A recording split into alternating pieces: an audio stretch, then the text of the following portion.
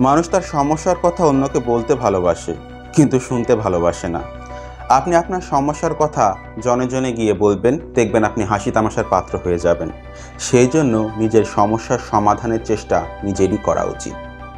আর যে ব্যক্তি নিজের সমস্যার সমাধান করতে পারে সেই প্রকৃত পরিপক্ক একজন মানুষ। অভিজ্ঞতা আসে বয়সের সাথে, আর পরিপক্কতা আসে পরিবেশ পরিস্থিতির সাথে। একজন মানুষ অভিজ্ঞ বলেই সে কিন্তু পরিপক্ক নাও হতে পারে। একজন মানুষ জীবনে অনেকটা পথ পাড়ি দিয়েছে, কিন্তু সে এখনও জানে না কি করে কথা বলতে হয়, কোন জায়গায় কি বলতে হয়। কিন্তু একটা মানুষ, সে তার তুলনায় অনেকটাই বয়সে ছোট, কিন্তু সে জানে কখন কি করতে হয়, কখন কি বলতে হয়। তাহলে সেই ছোট মানুষটা কিন্তু সেই অভিজ্ঞ মানুষের তুলনায় বেশি পরিপক্ক। আপনাকে একটা উদাহরণ দিলে পরিষ্কার হয়ে যাবে। আপনি কোনো জব সেক্টরে যাবেন বা কোনো অফিসে যাবেন, দেখবেন কম বয়সী একটা মানুষকে তার থেকে হয়তো অনেক বয়সী একটা মানুষ স্যার স্যার বলে ডাকছে। যদি অভিজ্ঞতাই সব হতো, পরিপক্কতার কোনো মূল্যই থাকতো না, তাহলে এমনটা হতো না।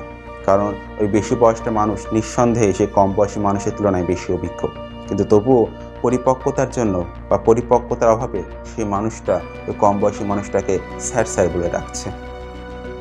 এই জন্যই অভিজ্ঞতা আর পরিপক্কতার মধ্যে যথেষ্ট তফাৎ আছে। জ্ঞান আর বিজ্ঞানের মধ্যে যেমন তফাৎ আছে, অভিজ্ঞতা আর পরিপক্কতার মধ্যেও তফাৎ আছে।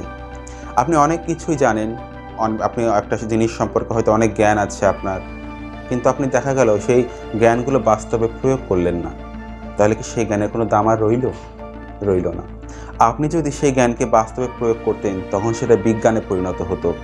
আসলে জ্ঞানের প্রকৃত সার্থকতা বিজ্ঞানের মধ্যে নিহিত। তেমনি আপনার অভিজ্ঞতার সম্পূর্ণ সার্থকতা পরিপক্কতার মধ্যে নিহিত। আপনি যদি একজন পরিপক্ক মানুষ হন, তাহলে আপনার অভিজ্ঞতাকে আপনি কাজে লাগাতে পারবেন। আর আপনি যদি একজন অপরিপক্ক মানুষ হন, তাহলে আপনার অভিজ্ঞতাকে আপনি কখনোই কাজে লাগাতে পারবেন না।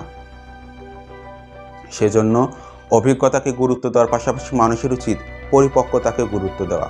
শুধু অভিজ্ঞতা নয়, পরিপক্কতা বিচার করা উচিত।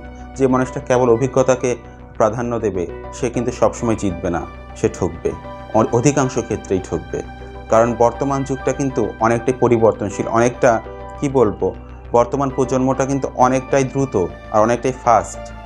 আপনি যদি এখন সে অভিজ্ঞতার জেরে মানুষকে বিচার করেন, হ্যাঁ, আপনি কিছু কিছু মানুষ পাবেন যারা সব জায়গাতে নিজেকে খাপ খাইয়ে নিতে পারে, তারা অভিজ্ঞ এবং পরিপক্ক উভয়ই। কিন্তু যদি কেবল আপনি শুধু অভিজ্ঞতার বিচারে একটা মানুষ নির্বাচন করেন, পরিপক্কতার বিচারে নয়, সে কিন্তু তাল মিলিয়ে চলতে পারবে না। এই জিনিসটা আপনি মাথায় রাখবেন। আর একটা জিনিস, সেটা হচ্ছে এক লাফে তাল গাছে ওঠা যায় না, অতিরিক্ত কোনো কিছুই ভালো নয়। তাই আপনি যেটা শুনবেন সেটা কিন্তু আপনি আগে ভালো মতো বুঝবেন, অ্যানালাইসিস করবেন, তারপরে কাজ করবেন। তবেই আপনি একজন পরিপক্ক মানুষে পরিণত হবেন। আপনি যদি এখন একটা জিনিস শুনে সেটা সম্পর্কে ভালো মতো অ্যানালাইসিস না করে কাজকর্ম করা শুরু করে দেন, আপনার কাজটা কিন্তু সফল নাও হতে পারে। সেই জন্য পরিপক্ক আপনাকে হতে হবে। আর পরিপক্কতা একদিনে আসে না, অভিজ্ঞতার সাথে পরিপক্কতাও একদিনে আসে না। পরিপক্কতার জন্য যথেষ্ট পরিশ্রম করতে হবে আপনাকে। আর একটা জিনিস মাথায় রাখবেন, পরিপক্কতা কিন্তু কঠোর পরিশ্রমের মধ্য দিয়ে আসে। অভিজ্ঞতা কিন্তু সময়ের সাথে আসে। আর পরিপক্কতা কিন্তু আগেই আমি বলেছিলাম, পরিবেশ পরিস্থিতি নিয়ন্ত্রিত একটা জীব মানুষ। নানান সময় মানুষকে নানান কাজ করতে হয়।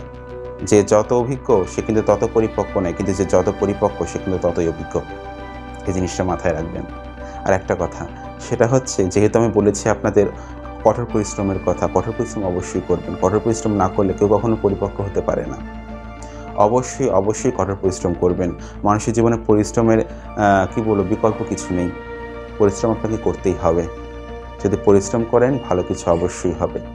সবার সুস্বাস্থ্য দীর্ঘায়ু কামনা করে শেষ করছে আজকের ভিডিও। ভালো থাকবেন সবাই, ধন্যবাদ।